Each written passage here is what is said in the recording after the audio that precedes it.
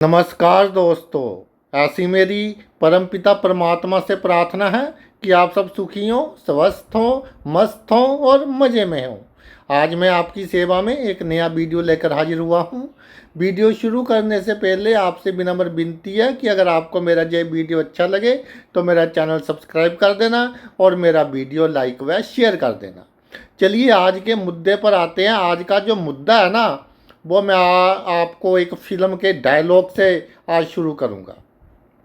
भाई बचपन में देखी थी हमने वो फिल्म, नाम तो मुझे अच्छी तरह से याद नहीं, अमिताभ बच्चन साहब की फिल्म थी। उसमें एक डायलॉग था, कंस मामा एक दिन तूने मेरे दूध के दांत तोड़े थे। कंस मामा एक दिन तूने मेरे दूध के दांत तोड़े थे, आज मैं तेरी बत्तीसी तोड़ूंगा। तो ये है राहु। पहले जातक के साथ बुरा होता है, जिस भाव में राहु होता है। अगर आपके साथ बुरा हुआ ही नहीं तो आप जल्दी जल्दी बुरा कर ही नहीं सकते।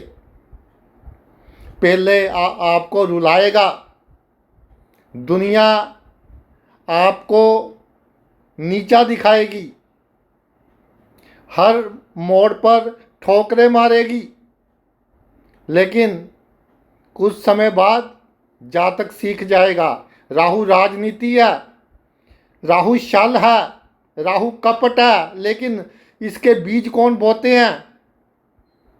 राहु के बीज बोती हैं सॉरी, आसपास की दुनिया, आसपास के लोग, कि आपको छल कैसे करना है, कपट कैसे करना है, दूसरों को मूर्ख कैसे बनाना है, अपने में इमोशंस की कमी कैसे लेकर आनी है। जिस भाव में राहु होता है उससे संबंधित मामलों में जातक की आंख के आंसू बहुत कम हो जाते हैं, जातक पक्का हो जाता है। और फिर जब दूसरों को दुखी करता है, दुनिया की नज़र में चाहे गलत कर रहा है, लेकिन जातक को जब अपना पुराना समय याद आता है तो वो बिल्कुल ठीक कर रहा होता है। प्रत्येक भाव के अनुसार चर्चा करते हैं। लगन में राहु, लगन में राहु जातक की पहले जो एक हैसियत है, जो उसकी पर्सनैलिटी है, उस पर तंज कसे जाएंगे। जातक के अजीबो गरीब नाम रखे जाएंगे बचपन में, जवानी में। रिश्तेदार ऐसा कहेंगे, ये कुछ नहीं कर सकता, निकम्मा। दबाने की कोशिश करेंगे, जातक दब जाएगा, लोगों से मिलने से डरेगा, क्योंकि जब किसी से मिलता है कोई ना कोई ऐसा ताना जातक को सुनना पड़ जाता है जिसका वो जवाब नहीं दे सकता। जवाब होता है लेकिन जवाब दे नहीं सकता, डर होता है, संस्कार होते हैं, पिताजी क्या कहेंगे, हमारी फैमिली क्या कहेगी, ये सभी बातें आपके दिमाग में चलती हैं। और जातक के लिए होता है कि मैं सबकी नज़र में ऐसा बनूं कि मेरे घर वाले को मैं कुछ सुनना ना पड़े मेरे खिलाफ, लेकिन इसका उसे खमियाजा बहुत भुगतना पड़ता है। टेंशन के रूप में खमियाजा भुगत कर उसे बीमारियां बहुत लग जाती हैं। सोच के कारण पेट खराब हो जाता है, पेट की बीमारियां लग गई, आपके शरीर में न्यूट्रिशन की कमी हो जाएगी तो पूरी की पूरी बॉडी वीक हो जाएगी। और ये सब जब खत्म हो जाता है धीरे धीरे तो जातक बिल्कुल बदल जाता है। जिनका लगन में राहु है बिल्कुल बदलेंगे लाइफ में। लोग देखती रह जाएंगे, क्या था क्या हो गया, कि वही बंदा है ये। और फिर जातक छल से, कपट से दूसरों को रुलाएगा, फिर अधिक किसी की परवाह नहीं करेगा। और एक बात है, पहले भाव का राहु शत्रु हंता योग है, जो भी जातक के रास्ते में आएगा चूर चूर हो जाएगा। जातक का काम करने का तरीका इस तरह का, उसकी चोरी जल्दी पकड़ी नहीं जाएगी, बहुत बड़ा दिमाग, उसके किए गए गलत कार्य कभी पकड़े नहीं जाएंगे। किसकी झूठी शिकायत करनी है, किसकी गुप्त शिकायत करनी है, साम दाम दंड भेद चाणक्य नीति आ जाएगी जातक में। और जिसका पहले भाव में राहु है, जब वो 40 प्लस का हो जाता है तो आप समझ लेना कि इसने बहुत कुछ देखा है। इसका जो दिमाग है वो सिंपल नहीं है, कॉम्प्लेक्स हो चुका। बहुत कुछ देखा है इसने दुनिया को, दुनिया का हर रंग देखा है। और अब इसका दिमाग रंगों से रंगा पड़ा है। सबसे अधिक उसमें रंग होंगे छल कपट के रंग, धुआं। जातक खुद धुएं जैसा हो जाएगा कि जो है वो नहीं है, इल्यूजन, शीशा। शक्ल दिखती है, बंदा असली खड़ा दिखता है, होता नहीं है। जो दिखेगा जातक होगा नहीं। और जब बाहर करेगा पता ही नहीं चलेगा कब क्या कर गया, किस समय क्या कर गया। जितने पहले डरपोक हुआ करता था उतना ही दलेर। दुनिया चेंज कर देती है, दुनिया के ताने जातक को चेंज कर देते हैं। पहले भाव में अगर राहु के बारे में मैं कहानियां सुनाने लग जाऊं, बोलने लग जाऊं तो 2 घंटे एक ही भाव को लग जाएंगे। यानी कि पूरी तरह से बंदा चेंज हो जाता है। जैसे लोहे को गर्म करते हैं, गर्म करने के बाद लोहा पक्का हो जाता है, हार्डनिंग ऑफ आयरन, हार्ड हो जाता है। जहाँ तक कच्चे लोहे और पक्के लोहे में बहुत अधिक अंतर होता है। कच्चे घड़े में और पक्के घड़े में बहुत अधिक अंतर होता है। ये बचपन का राहु और 40 वर्ष के बाद का राहु में अंतर है। जातक बड़े बड़े पॉलिटिकल लीडर्स के करीब आ जाता है, जो लोग पावर में होते हैं उनके करीब आ जाता है। किसको कब कैसे कहाँ गिफ्ट देनी है, कब किससे क्या बात करनी है, जातक के समझ में ये बात आ जाती है। तो अब भाई जातक दूसरों को रुलाएगा। जो जातक के रास्ते में आएंगे आप समझ लो कि ये उनके बुरे समय की निशानी है। पिछले जन्म के बुरे कर्म उदय हो रहे हैं, वो उनको फल दे रहे हैं, ये उसकी निशानी है। दूसरे भाव का राहु, दूसरे भाव का राहु जो उसके कुटुंब के लोग हैं, रिश्तेदार कहते हैं, पिता के रिश्तेदार हैं, माता के रिश्तेदार हैं। बचपन में जातक के मुख को लेकर तंज कसे जाएंगे कि पता नहीं इसका मुख कैसा है। जातक की पर्सनैलिटी को लेकर तंज कसे जाएंगे। और ये तो भाई इसके माँ बाप इतने अमीर नहीं है, ये क्या करेगा। रिश्तेदारी जितने अमीर होते हैं उससे कंपेयर करें तो उसके माँ बाप थोड़े कम अमीर होंगे। कंपेयर करना पड़ता है, रिश्तेदारों से थोड़े कम अमीर होंगे। और जातक का जो खाने पीने का शौक है अधूरा रह जाता है। बचपन में सबसे प्यारी चीज़, जवानी में भी सबसे प्यारी चीज़ खाना पीना होता है। जब आप अपने खाने पीने के शौक पूरे नहीं कर पाते, 4 अपने यार दोस्तों को खिला पिला नहीं सकते, तो फिर जातक के मन में एक ज्वार भाटा उठता है। वो ज्वार भाटा जो पूरी तरह उसका सोचने का ढंग चेंज कर देता है। और जातक उम्र से जल्दी समझदार हो जाता है, जिसके दूसरे भाव में राहु होता है। उम्र से जल्दी उसको पैसे की वैल्यू समझ आ जाती है।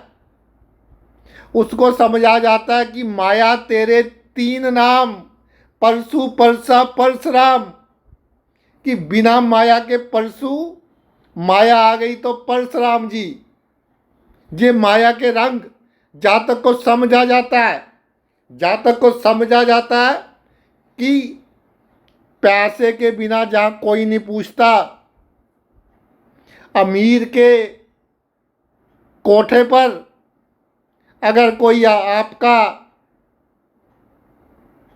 भद्दे से भद्दा पक्षी बैठा हो तो लोग उसको भी कहेंगे कि बहुत सुंदर पक्षी बैठा है। और पंजाबी में एक कहावत है कि जिसदे घर विच दाने उसदे कमले भी सियाने, कि जिसके घर में दाने हैं, पहले ज़माने में दाने यानी अनाज, उसकी जो महत्ता हुआ करती थी पैसों से अधिक हुआ करती थी। तो जिसके घर में दाने हैं उसके कमले भी सियाने होते हैं। जातक को ये बात समझ आ जाएगी। फिर उसके बाद जातक का जो अपने रिश्तेदारों से बातचीत करने का ढंग, रिश्तेदारों से निपटने का ढंग, वो पूरी तरह से एक रहस्यमय हो जाएगा। रिश्तेदार सोचेंगे ये तो वही बंदा है, वही परसू है कि जो बहुत सीधा साधा हुआ करता था, जिसे हम बचपन में मूर्ख बनाया करते थे। लेकिन ये नहीं पता कि ये परशुराम बन चुका है। अब जो इससे पंगा लेगा उसके बुरे दिनों की निशानी होगी। जातक अपने धन के द्वारा अपने शत्रुओं का नाश करेगा। आधे उसके शत्रु तो उसके रिश्तेदार ही होंगे जो उसकी तरक्की देखकर आधे मर जाएंगे। और दूसरे भाव में राहु, मैं कई बार कहा करता हूँ कि भाई किसी के साथ कोई दुश्मनी नहीं लेनी, कोई बैर की भावना नहीं रखनी। जब तुम तरक्की करोगे तो आपके जो रिश्तेदार हैं उनके मुख से रोटी का टुकड़ा नहीं निकलेगा, इतना जलेंगे। पहले जो आपका मजाक बनाया करते थे, अब आपके आगे पीछे आप उनके सभी काम भी करवा देंगे। लेकिन शनि होता तो हाथ जोड़कर काम करवाते, आओ जी हम आपके काम करवा देते हैं। राहु बदले में कुछ लेता भी है और सुना भी देता है कि वो दिन याद करो कि जब आपका हमारे साथ ऐसा व्यवहार था, हम आज भी आपका काम कर रहे हैं। परिवार के प्रति जातक का जो रवैया है ये बहुत इंपॉर्टेंट बात है। जिनके दूसरे भाव में राहु है, परिवार के साथ मोह छोड़ना बहुत मुश्किल है। चाहे परिवार के सदस्य जातक को कितना भी तंग परेशान करते हैं, लेकिन परिवार के साथ मोह छोड़ना बहुत मुश्किल बात है। लेकिन जब दूसरे भाव में राहु हो तो जातक को समझ आ जाता है मृत्यु लोक का सच। चाहे थोड़ा लेट उम्र में समझ आए कि जहाँ कुछ नहीं रखा, ये परिवार के सदस्य एक छलावा है। जब तक एटीएम कार्ड चल रहा है तब तक पिताजी माताजी, उसके बाद कोई पानी नहीं पूछेगा, तो ईश्वरी काम आएंगे बाद में। इसलिए दूसरे भाव में राहु हो पितृ पक्ष पर और अमावस्या के दिन, पितृपक्ष तो साल में एक बार आता है, अमावस्या के दिन आप पितरों के नाम का कुछ ना कुछ निकाल दिया करें, जिससे पितरों की कृपा आप पर बनी रहेगी और उनके आशीर्वाद से आपका बुढ़ापा भी अच्छा चलेगा। तीसरे भाव का राहु, ग्रंथों में लिखा है जी राजयोग होता है।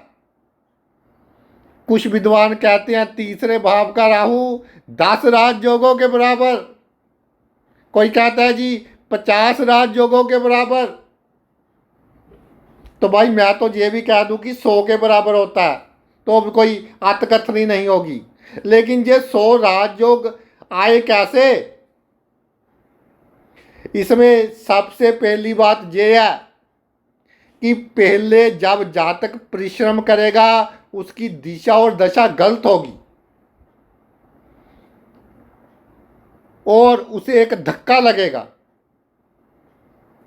तीसरे भाव में राहु था, आज बंदा बहुत बड़ा ऑफिसर है गवर्नमेंट जॉब में, तो बचपन में 10वीं पास करने के बाद गरीबी थी घर में, तो जब छुट्टियां हुआ करती थी पहले, आजकल तो भाई माहौल ही बदल गया। हमारे समय में ना छुट्टियां हुआ करती थी एग्ज़ाम के बाद, 2-2.5 महीने की छुट्टियां हुआ करती थी। बाद में फिर एडमिशन लेते थे +1 में, 11वीं में।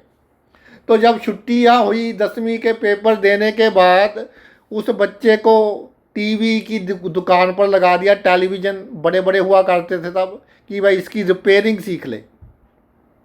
तो थोड़ी सी रिपेयरिंग सिखाई उस्ताद जी ने, और फिर कहा कि वो वहाँ गांव में एक टीवी ख़राब है, जाओ ठीक कर कराओ। तो और उनको अपना स्कूटर दे दिया, वो जो गियर वाला होता था पहले, वो दे दिया। तो कच्चे रास्ते हुआ करते थे, स्कूटर के टायर भी छोटे हुआ करते थे। तो जब वो आ रहे थे टीवी रिपेयर कर कर, तो स्कूटर स्लिप कर गया, कपड़े वगैरह ख़राब हो गए, थोड़ी बहुत चोट लगी। जब वो दुकान पर पहुंचे तो उसके मालिक ने पूछा कि भाई स्कूटर ठीक है? उनके बारे में कुछ पूछा ही नहीं। वो कहता है कि इसको अपने स्कूटर की पड़ी है, हम जहाँ मरते मरते बच गए। कहते जी उसके बाद हम दुकान पर नहीं गए, और हमने सोच लिया कुछ बनना है। उस दिन से पूरी पढ़ाई में हमने अपना दिमाग लगाया, परिश्रम किया पढ़ाई में। और एक बात और है कि जहाँ तक जो भी काम करता है, थोड़ा लीगल इलीगल दोनों तरह के काम करने पड़ते हैं। पढ़ाई में अगर थोड़ी बहुत नकल मारनी पड़े तो भी मार लिया करें। तीसरे भाव में राहु है, तो आप बहुत उन्नति करेंगे। जातक जिम्मेदारियां बहुत निभाता है।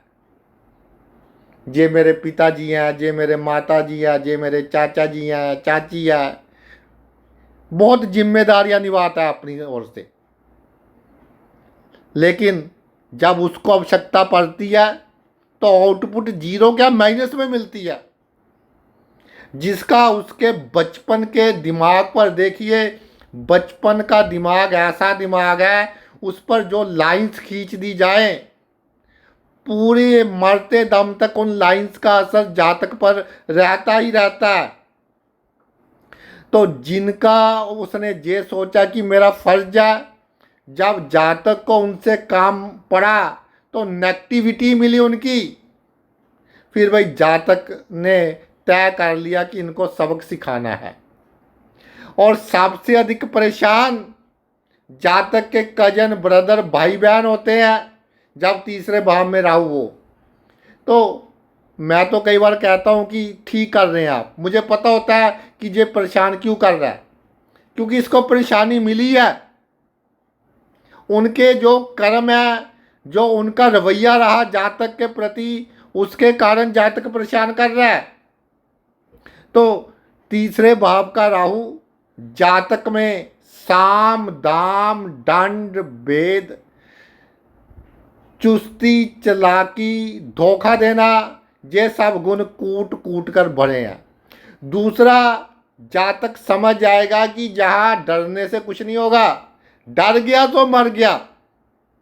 और तीसरे भाव के राहु वाला कोर्ट केस के चक्कर में कम पड़ता है, सीधा एक्शन कर देता है, बाद में देखता रहता है जो होता है।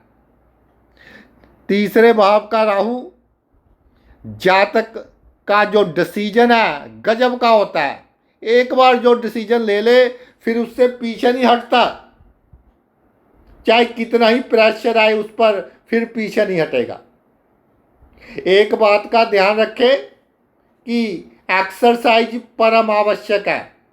तीसरे भाव में राहु हो तो जातक के लिए जो एक्सरसाइज है, जो कसरत है, वो परम आवश्यक है। क्योंकि ऑक्सीजन की कमी हो सकती है। जिनका तीसरे भाव में राहु है, सांस जल्दी फूलने लग जाता है। और जो गुप्त शत्रु इनके होते हैं, बहुत मजे की बात मैं आपको बता रहा हूँ, जो जातक के गुप्त शत्रु होते हैं ना, बातों बातों में वो जातक को बता देते हैं कि मैंने तुम्हारे साथ ये गलत काम किया था।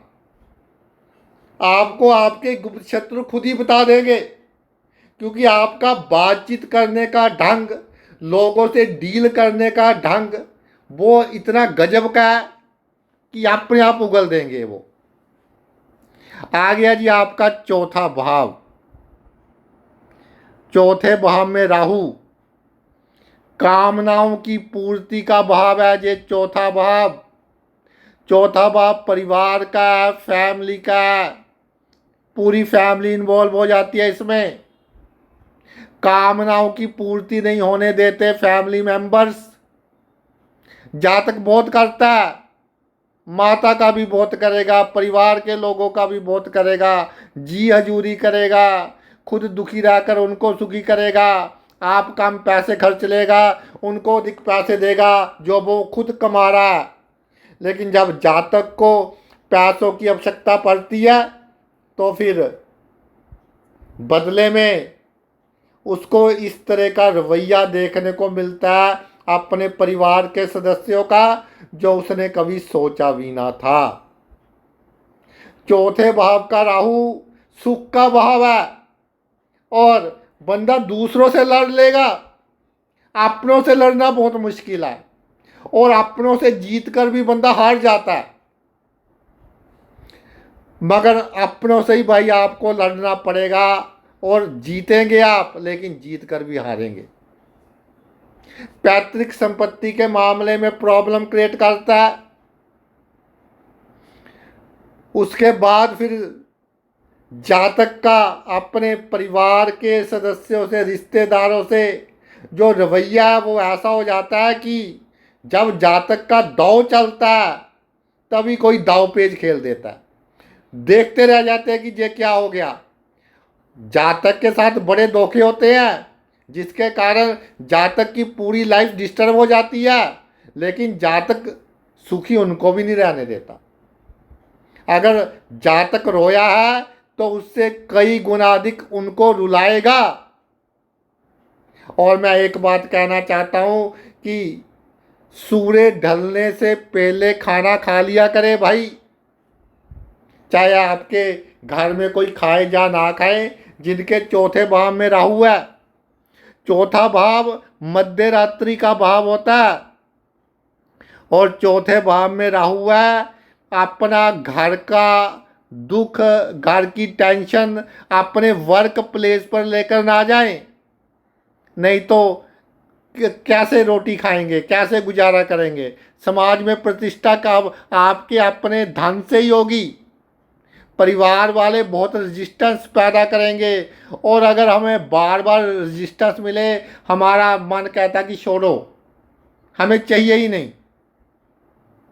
तो एक उम्र के बाद जातक बहुत पक्का होकर कोशिश करता है, फिर कहीं जाकर उसको भाई जो ज़मीन जायदाद का सुख, मकान का सुख, अपने प्रोफेशन का सुख, काम धंधे का सुख फिर कहीं जाकर उसको प्राप्त होता है। आ गया पंचम भाव का राहु। पंचम भाव का राहु बिना पानी के डबोता है, पहले बिना आग के जलाता है।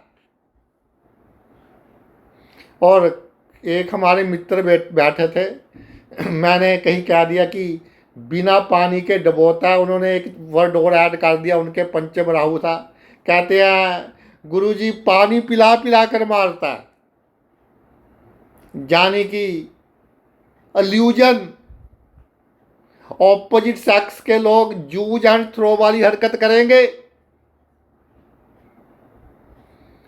और फिर जातक ऐसा हो जाएगा, तू नहीं तो कोई और सही, और नहीं तो कोई और सही।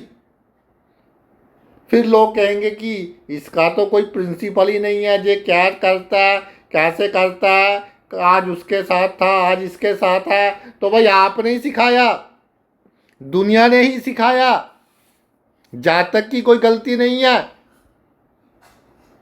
और जातक की संतान तरक्की करती है, सूर्य का भाव है ये। जातक की संतान राजा के समान होती है। थोड़ा से भी शुभ प्रभाव में राहु हो, जातक के एक बेटा होता है और वो बेटा जातक का नाम ऊंचा करता है। पंचम भाव का जो राहु है, जातक के रिश्तेदारों की नेगेटिव एनर्जी के कारण, नेगेटिव ऊर्जा के कारण उसके पढ़ाई में विघ्न बाधाएं आती हैं, वो अपनी पढ़ाई पूरी नहीं कर पाता। पहले जातक बहुत ईमानदार होता है, बहुत उसके असूल होते हैं, बहुत अपने ईमानदारी के कारण, असूलों के कारण फिर क्या, बहुत डिस्टर्ब रहने लग जाता है। यानी कि 20, 21, 22 साल तक उसके, और इससे भी आप आगे चल सकते हैं कि 27, 28 साल तक के भी उसके अच्छे असूल होते हैं। सोचने का ढंग बहुत ही अच्छा, डिसेंट वे ऑफ थिंकिंग होता है जातक का। लेकिन उसके बाद जब इतनी आसपास के लोग एक उस पर दबाव डाल देते हैं कि रात को नींद ना आए, खुद डिप्रेशन में चला जाए, फिर जातक चेंज हो जाता है कि जिसने आना है आ जाओ। और जातक अपने सहारे, अपने गुणों के सहारे, छल कपट करने के तरीकों के सहारे उसको जीवन में अचानक धन लाभ प्राप्त होता है। प्राप्त नहीं होता, अचानक धन लाभ खींचता है, झपटना पड़ता है। राहु झपटना सिखाता है, प्राप्ति नहीं करवाता। इस तरह का बनाता है कि कैसे चीज झपटी जाए। पहले बहुत सच्चा होता जातक, बचपन में बहुत सच्चा होता है, लेकिन जितना सच्चा, वो कह लीजिए कि उतना ही, अगर मुझे सही वर्ड नहीं मिल रहा, मजाक में कह रहा हूँ कि अब उतना ही लुच्चा, जितना सच्चा होता है। तो जातक अब दुनिया को नचाने वाला हो जाता है। किसी से कैसे काम निकलवाना है उसकी बुद्धि को पता होता है, किसके साथ बहसबाजी करनी है, किसके साथ बहुत प्यार से बात करनी है, किसके साथ सीना जोरी करनी है, जातक को पूरी नॉलेज हो जाती है। छठे भाव का राहु, छठे भाव का राहु कहते हैं जी जातक में कोई लिहाज ही नहीं है। जिनका छठे भाव का राहु है उसको लोग कहते हैं कि ये तो सेल्फिश है, आम सुनने को मिलता है जिनके छठे भाव का राहु है। जी ये तो अपने बारे में सोचता है, इसको किसी को की कोई परवाह नहीं, बस इसको मिल जाए ठीक है, बिल्कुल सोचता है। लेकिन अपने बारे में सोचने वाला बनाया किसने? जो बोल रहे हैं अभी उन्होंने ही बनाया। उन्होंने ही जातक में इस तरह के गुण पैदा किए। जातक ने जिनका बहुत अधिक किया वही जातक के शत्रु बन गए। और बहुत मजे की बात है, जो जातक के शत्रु ये सोच रहे होते हैं ना कि ये बंदा सीधा साधा है, क्योंकि उन्होंने जातक का लाभ उठाया है, जातक को जूझ किया है, उनको ये नहीं पता कि इसमें ट्रांसफॉर्मेशन आ गई, इसमें चेंज आ गया। जब एकदम मास्टर स्ट्रोक खेलता है जातक, फिर उनको पता चलता है कि भाई मामला उल्टा हो गया। तो छठे भाव का राहु अपने आप में चमत्कार, पिछले जन्म के अच्छे कर्मों का फल, पिछले जन्म के बुरे कर्मों के फल देने के बाद राहु जातक को जीना सिखा देता है, लोगों से अपना काम निकलवाना सिखा देता है। लेकिन जो पीछे उसको डिप्रेशन हुई, वो डिप्रेशन के कारण जातक को इंटेस्टाइन में प्रॉब्लम, सोच विचार के कारण इंटेस्टाइन में इन्फेक्शन, ये सभी बीमारियां जातक को हो जाएंगी। और मैं इस बात का खास ख्याल रखें, जिनका छठे भाव का राहु है, अगर गुस्से में कांपने लग जाए तो गुस्सा कम करें। फिर आप समझ लें कि अब आपका ही सैचुरेशन पॉइंट आ गया।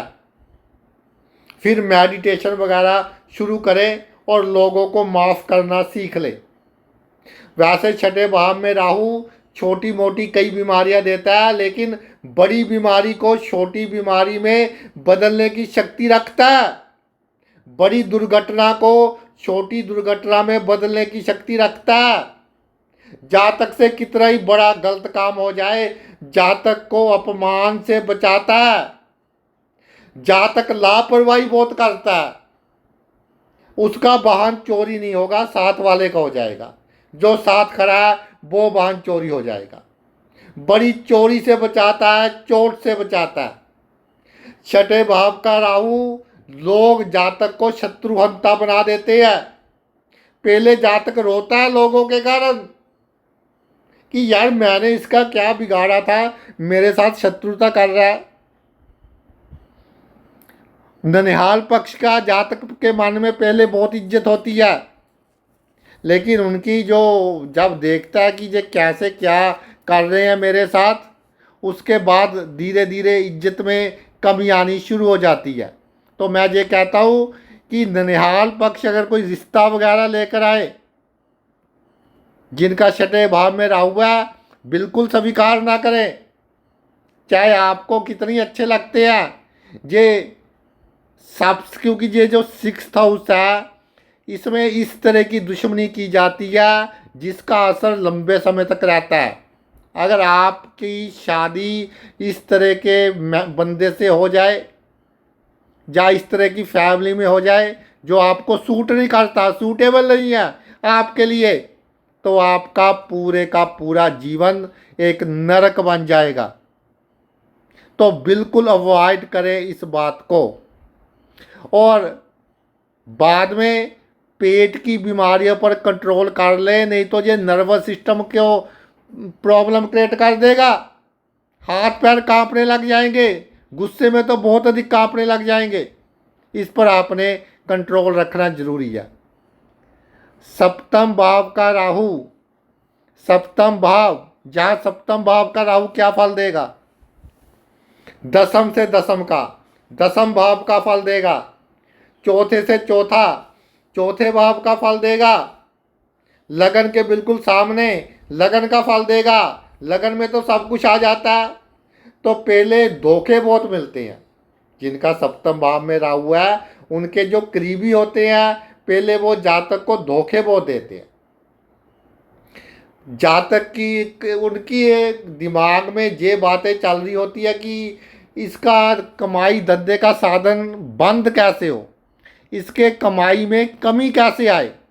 इस तरह की सोच जातक के जो बहुत करीबी लोग होते हैं उनकी होती है। एक के बाद दूसरा धोखा, दूसरे के बाद तीसरा। और मज़े की बात, जातक बहुत बुद्धिमान होता है, बुद्धिमान होते हुए भी लोगों से धोखे खाता रहता है, क्योंकि एक लस्ट सी हो जाती है। कई बार कोई ऑपोजिट सेक्स का पर्सन भी इन्वॉल्व होता है कि जैसे बरसात में जो मच्छर वगैरह, उनको पता होता है कि लाइट के पास जाएंगे तो मृत्यु पक्की है, फिर भी जाते हैं।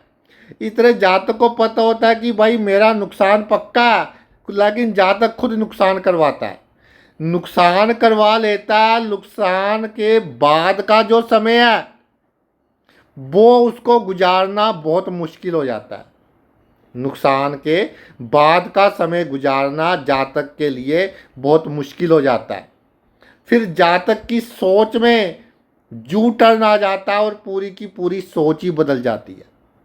फिर जातक उनसे दूरी बना लेता है और उनको ऐसा लगता है कि मेरा अपना कोई नहीं, और वो अपना सर्कल बढ़ाने लग जाता है। एक होता है कि आपके बहुत करीबी बंदे हैं, एक होता है कि फ्रेंड सर्कल है, तो वो फ्रेंड सर्कल बहुत बढ़ाने लग जाता है। बड़े बड़े पॉलिटिकल लोगों के साथ, जो लोगों की समाज में अच्छी हैसियत है उनके साथ, और वो जो सर्कल है वो उसके बहुत अधिक काम आता है।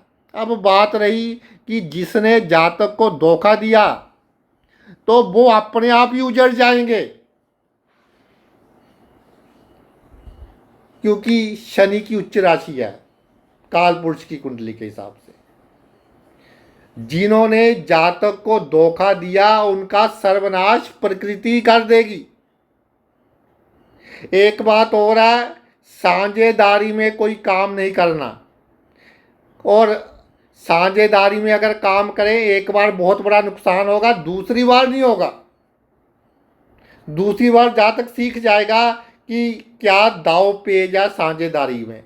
लेकिन जो नुकसान एक बार में होगा वो बहुत बड़ा हो जाया करता है कई बार, जो जातक को संभालना मुश्किल हो जाता है।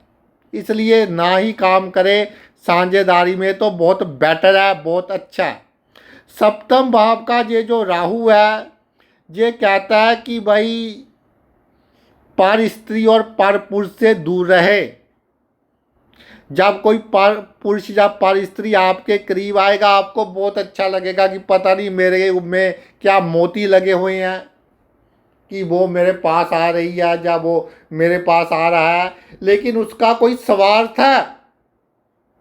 जब वो स्वार्थ निकल जाएगा तो फिर आपको यूज एंड थ्रो, दो चीज़ें होती है। एक तो कहते हैं जी यूज कर लिया, चलो यूज करने के बाद बंदा कम बोलने लग जाता है, डेट्स ए सेपरेट इशू। एक है यूज एंड थ्रो, यूज करने के बाद डस्टबिन में फेंक दिया, ऐसी हालत कर हो जाती है। तो इन बातों से जातक को बच कर रहना है। किसी पर कोर्ट केस ना करे, खास तौर पर अपने किसी फैमिली मेंबर के कहने पर तो किसी पर बिल्कुल भी कोर्ट केस जातक ना करे। और जातक का पूर्व जन्म का भाग्य उसको फल देता है। जातक के जीवन में बड़ी बड़ी समस्याएं छोटी समस्या में तब्दील हो जाती हैं। जातक की बहन की दुआएं, अगर उसकी सखी बहन नहीं है तो बुआ की बेटी, चाची मामी की बेटी, बहन की दुआएं जातक के बहुत काम आती हैं। तो अपनी बहन की दुआएं जातक लेता रहे तो बड़ी से बड़ी समस्या उसकी मिटती रहेगी। प्रेमिका, ताई, पति, पत्नी ये ड्रामेबाज होंगे, तो इनके ड्रामों को समझना पड़ेगा। या इनकी बातों से जातक हार्ट होगा, लेकिन हार्ट होकर इसका कोई इलाज तो है नहीं। तो इसको जितना इग्नोर करना सीखेगा उतना अधिक की लाभ होगा। अष्टम भाव में राहु, अष्टम भाव में राहु शुभ हो तो पिछले जन्म के बहुत ही अच्छे कर्म की आपका अष्टम भाव में राहु विराजमान हो गया। पहले जातक अन्याय सहता है, अन्याय होता है जातक के साथ। जातक को पता होता है कि मेरे साथ अन्याय हो रहा है, लेकिन सहता है, सहना उसकी मजबूरी होती है। तो इसीलिए हमने देखा कि अष्टम भाव में राहु शुभ हो तो जातक कानून के क्षेत्र में बहुत अधिक तरक्की करता है। बड़े बड़े जज की कुंडली में, वकीलों की कुंडलियों में, और ऐसे वकील जज का फैसला तक बदलवाने की शक्ति रखते हैं लास्ट मोमेंट में, डरते नहीं है। जज डरता वकील से कि कहीं मेरे गले ना पड़ जाए, इस तरह के वकील होते हैं। जहाँ चीफ जस्टिस की कुर्सी तक भी बंदे पहुंचते देखे गए हैं। और जो बंदा अनपढ़ होगा बाई चांस और अष्टम भाव में राहु होगा, बहुत अच्छा सलाहकार होगा, किंग मेकर होगा, चाणक्य होगा, क्योंकि जातक ने भुगता होता है। जो भुगता होता है उसका एक्सपीरियंस बहुत अधिक होता है। वो कहते हैं कि जी ये जो समाज में गलत आंसर है, कोई गुंडागर्दी करता है, कोई पुलिस ऑफिसर जिसने ये सब देखा है अपनी जवानी में, वो इनके साथ बहुत अच्छी तरह से टैकल कर सकता है, क्योंकि उसको प्रैक्टिकल एक्सपीरियंस है। तो राहु ने आपको बहुत अधिक प्रैक्टिकल एक्सपीरियंस दे दिया। और आप में एक कला है गुप्त रिलेशन बनाने की, यानी आपके जो लोगों के साथ संबंध है वो सीक्रेट होते हैं। यानी बड़े बड़े लोगों से जो आपके संबंध है वो आप उजागर नहीं करते, वो संबंध आप किसी को बताते नहीं हैं। और आवश्यकता पड़ने पर ऐसे संबंध आपके बहुत अधिक काम आते हैं। अष्टम भाव का राहु हो, अगर जीवन में काम काज में दिक्कत आ रही हो ना आपको, तो सिंपल आप, मैं कहता हूँ ज्योतिषी सीख लें। ज्योतिष की किताबें पढ़कर उस पर धीरे धीरे मेहनत करनी शुरू कर दे, बहुत लाभ होगा। अकल्ट साइंस से राहु बहुत लाभ देता है। जा धार्मिक गुरु बन जाए, जे कथा कीर्तन प्रवचन देना सीख ले, जे भी कला है, जे कला सीख ले, इसमें आपको बहुत लाभ होगा। और राहु जब देगा तो आपको भगवान का दर्जा दिलवा देगा दुनिया में। आप सोचेंगे कि मेरे पास तो कुछ है नहीं, सभी मेरे पाँव में है। ये राहु की ब्यूटी है। शुभ राहु जब भी अष्टम भाव में होता है, अगर आप इंटेलिजेंस ब्यूरो में हैं, आप स्पाइंग एजेंसी में हैं, तो आप बहुत अधिक तरक्की करते हैं। पुराना प्रेम दोबारा रिवाइव होगा। जब पुराना कोई पड़ोसी या पड़ोसन दोबारा आपकी लाइफ में आएगा या आएगी। और अगर राहु शुभ है उससे भी आपको बहुत अधिक लाभ होगा। लेकिन जहाँ देखना पड़ेगा कि राहु शुभ है या राहु अशुभ है। जातक को ससुराल पक्ष से भी बड़ा लाभ देता है राहु अचानक, अगर जहाँ शुभ होकर विराजमान है। बवासीर का थोड़ा ध्यान रखें, पाइल्स का थोड़ा ध्यान रखें, पेशाब की बीमारियों का, प्रोस्टेट का थोड़ा जातक को ध्यान रखने की आवश्यकता है। नवम भाव का राहु, भाग्य में राहु आ गया। पहले आपके भाग्य को दबाने की कोशिश की जाती है। पहले आपका भाग्य आपके साथ अजब गजब खेल खेलता है। जैसे वो कार्टून आता है बिल्ली और चूहे वाला, टॉम एंड जेरी आता है, जैसे एक दूसरे के साथ वो गड़बड़ करते हैं, इस तरह आपका भाग्य आपके साथ पहले गड़बड़ करेगा। लेकिन इस गड़बड़ के पीछे हाथ किसका होगा? आपके रिश्तेदारों का, आपके भाई बंधुओं का, आपके कजन्स का। वो और उसकी नेगेटिव एनर्जी के लिए राहु जिम्मेदार है। ये जो नज़र दोष, ब्लैक मैजिक वगैरह होते हैं, किसको अधिक इफेक्ट करेगा, किसको कम इफेक्ट करेगा, इसमें भी राहु की पोजीशन देखनी पड़ती है। तो भाग्य आपका तभी एक्टिव होगा जब अपनों की नेगेटिव एनर्जी से दूर चले जाएं, इनकी नज़रों से दूर हो जाएं। जो आप काम कर रहे हैं किसी को ना पता हो आप क्या काम कर रहे हैं, आप कहाँ काम कर रहे हैं किसी को ना पता हो आप कहाँ पर काम कर रहे हैं। पहले भाग्य आपको रुलाएगा, पक्का बनाएगा, किसके साथ कैसे डील करना ये आपको सिखाएगा, बदनामी करवाएगा। एक बार बड़ी बदनामी करवाता है नवम भाव में राहु, दुर्घटना भी करवाएगा जिसमें आपका कोई अधिक दोष नहीं होगा, कोई दूसरा ही टक्कर मार जाएगा। लेकिन उसके बाद से एक चेंज आ जाएगी आपके बीच और आपको पता चल जाएगा कि कैसे जीवन को जीना है। बुजुर्गों का आशीर्वाद लेना आपके लिए बहुत अच्छा है। इसमें एक बात कॉन्ट्राडिक्टरी है कि धार्मिक बंदों का आशीर्वाद कई बार प्रॉब्लम देता है अगर राहु थोड़ा सा भी अशुभ हो, क्योंकि काल पुरुष की कुंडली के हिसाब से गुरु की राशि राहु की नीच राशि आ जाती है जहाँ पर। और धर्म कर्म के काम सिर्फ दिखावे के लिए करने चाहिए।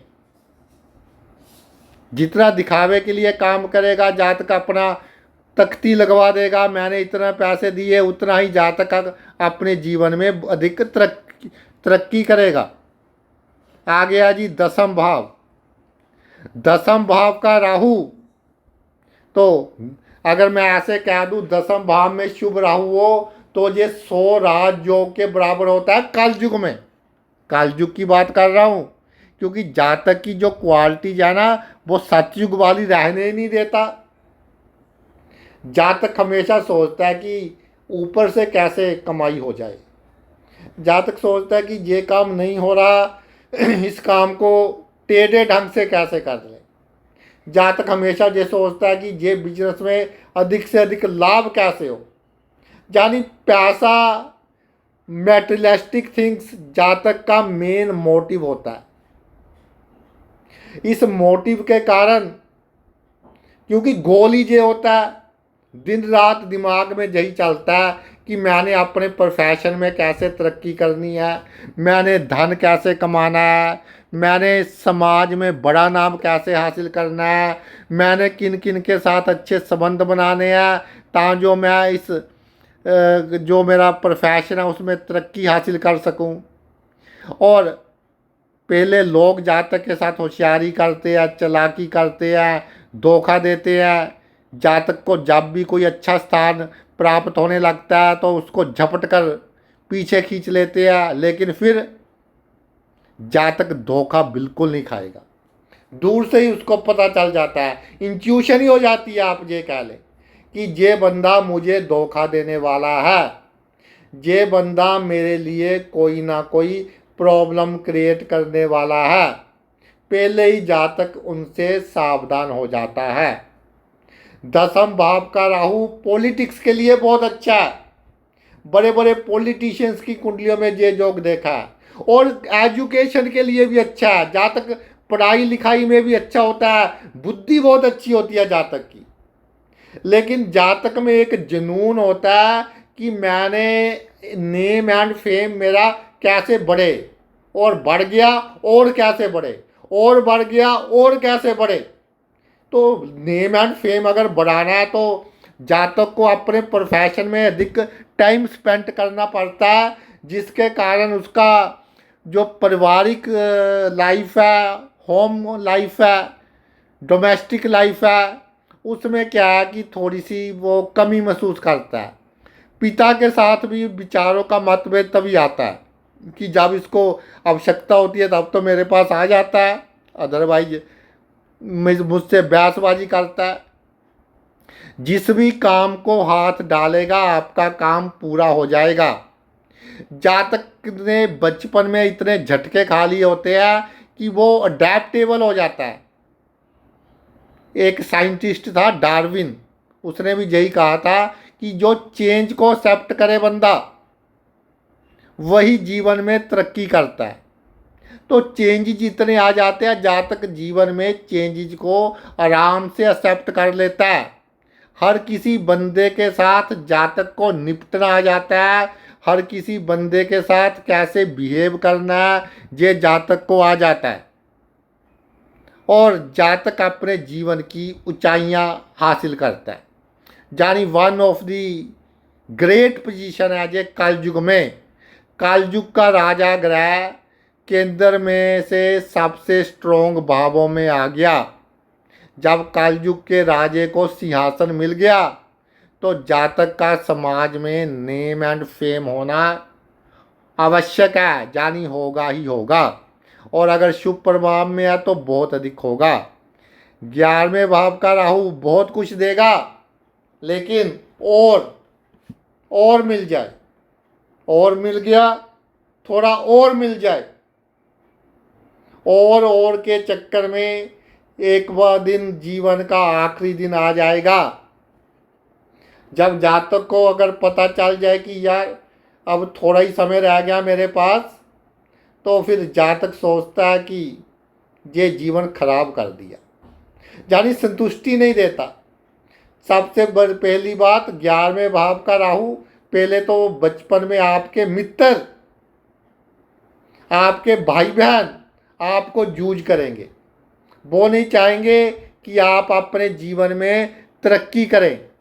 वो नहीं चाहेंगे कि आप अपने जीवन में कोई अच्छा स्थान, अच्छा ओहदा प्राप्त करें। उसके बाद 11वें भाव का राहु अगर आमदन के एक से अधिक साधन हो तो इसको आंख मूंद कर शुभ मान लें कि भाई ये अच्छा फल आपको दे रहा है। 11वें भाव के राहु में आपने सोचना नहीं है, आपके सोचे कुछ नहीं होगा। आराम से बैठिए, कोई चिंता नहीं करनी। 11वें भाव से रिलेटेड मामलों की, आमदनी की, मित्रों की कोई चिंतन नहीं करना। कोई आपसे रूठ गया, रूठ जाए, कोई और आ गया करीब, बहुत अच्छी बात है, यानी कि सम रहना है। और मित्रों को कभी भी जातक को कोई सीक्रेट बात नहीं बतानी चाहिए। वैसे तो उसको अकल आ ही जाएगी, धक्के खाकर ही राहु अकल देता है ना। पहले मित्रों ने रुलाया होगा उसको, अब जातक फिर मित्रों के साथ इस तरह के काम करेगा कि वो रोएंगे कि हमें चूना भी लगा गया और पता भी नहीं चला कि यहाँ से चूना लगाते हैं। तो कई बार मुझे भी हंसी आती है कि जो जातक के पुराने मित्रों ने तो उसको धोखा दिया होता है, लेकिन अब जातक सभी के साथ एक जैसा व्यवहार रखता है, चाहे नया मित्र हो चाहे पुराना मित्र हो, तो बेचारे नए मित्र को घाटा पड़ जाता है। तो भाई जो आपके नए मित्र हैं, जो आपके साथ थोड़े सही हैं, उनके साथ थोड़ा आप जो व्यवहार है उसमें साम दाम दंड भेद इनका उपयोग ना करें। और सबसे बड़ी बात ये है, ये जीवन में कौन सुखी है, इस जीवन में कौन सुखी है? वो जिसके मन में विचारों की ट्रैफिक बहुत कम आती है, वो जिसे 2 वक्त का खाना जो सुकून से बैठकर खा सकता है, वो जो रात को आराम से सो सकता है बिना नींद की गोली खाए, वो जिसके जीवन में अधिक डॉक्टर्स की इंटरफेरेंस नहीं है, वकीलों की नहीं है, पुलिस की नहीं है। तो 11वें भाव का राहु ये सब आपको देगा तो आप संतुष्ट हो जाए। एक अच्छी पोजीशन है, लेकिन और के चक्कर में कई बार जातक जब पुलिस पालिस के केस में थोड़ा फंस जाता है, तो इससे जितना दूर रहे उतना ही जातक को लाभ होगा। आ गया जी 12वें भाव का राहु। 12वां भाव जन्म कुंडली का आखिरी भाव।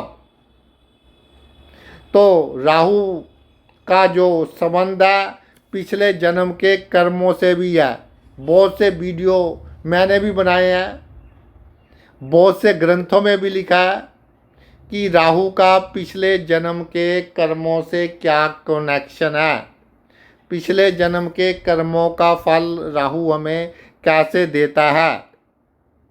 तो एक बात तो पक्की है कि जब राहु 12वें भाव में विराजमान हो जाए तो आपने एक बात चेक करनी है कि आपकी पैरों की उंगलियों के नीचे या पैर के ऊपर कोई मोल है, कोई तिल है। अगर तिल का निशान है तो पैरों पर कभी सूजन नहीं आने देनी, और कभी लड़ाई झगड़ा हो जाए तो आपके पैरों पर अधिक चोट लगने के चांसेस होंगे। एक्सीडेंट में भी पैरों पर अधिक चोट लगने के चांसेस होंगे। तो हमेशा घर से बाहर निकलते हुए अच्छी क्वालिटी के जूते वगैरह पहनकर चलें तो आपको भाई लाभ होगा, यानी आपको चोट वगैरह से आप बचे रहेंगे। इसमें एक चीज़ मैंने देखी है कि 12वें भाव का राहु जातक के जीवन में पर पुरुष या पर स्त्री तकरीबन आते ही आते हैं। तो समझदारी जहाँ रखिएगा कि आपकी इज्जत बची रहे, इस तरह के पर पुरुष या पर स्त्री के चक्कर में ना पड़ जाना कि जो आपके पीछे एक बला की तरह चिपक जाए, फिर वो आपकी इज्जत को काफ़ी हद तक ख़राब करने की कोशिश करेगा या करेगी। लेकिन 12वें भाव के राहु में एक और पॉजिटिव पॉइंट ये आ जाता है कि आपके पितरों का आशीर्वाद आपके ऊपर है, आपके पितरों की अच्छी आत्माएं हमेशा आपके साथ हैं, और जब भी आपको कोई प्रॉब्लम आएगी खुद ईश्वर या आपके पितरों की आत्माएं किसी ना किसी रूप में आकर आपको बड़ी से बड़ी प्रॉब्लम में से निकालेंगे। 12वां भाव मोक्ष का भाव है, गति का भाव है, अगले जन्म का भाव है। तो 55 साल की उम्र के बाद बीमारों की सेवा कीजिए, अच्छे काम कीजिए। जो जहाँ दुखी लोग जाते हैं, आजकल तो कोर्ट कचहरी भी हो गया, जहाँ दुखी लोग जाते हैं वहाँ पानी की सेवा कीजिए, तो आपका अगला जन्म भी अच्छा होगा, आपकी गति भी अच्छी होगी, और मृत्यु का आपका जो समय है वो भी आपका अच्छा होगा। पड़ोसियों कैसे भी हैं आपके, तो पड़ोसियों के साथ जो आपकी क्वालिटी या वो यूज ना करें। जाने पड़ोसियों के साथ हमेशा अच्छा बनकर ही रहें और उनकी हेल्प करने की ही कोशिश करें। तो भाई ये तो मेरा वीडियो था कि राहु पहले रुलाता है फिर जातक लोगों को रुलाता है। आपने अपना इतना कीमती समय निकाल कर ये वीडियो देखा, मैं तहे दिल से आपका आभारी हूँ। Thanks a lot.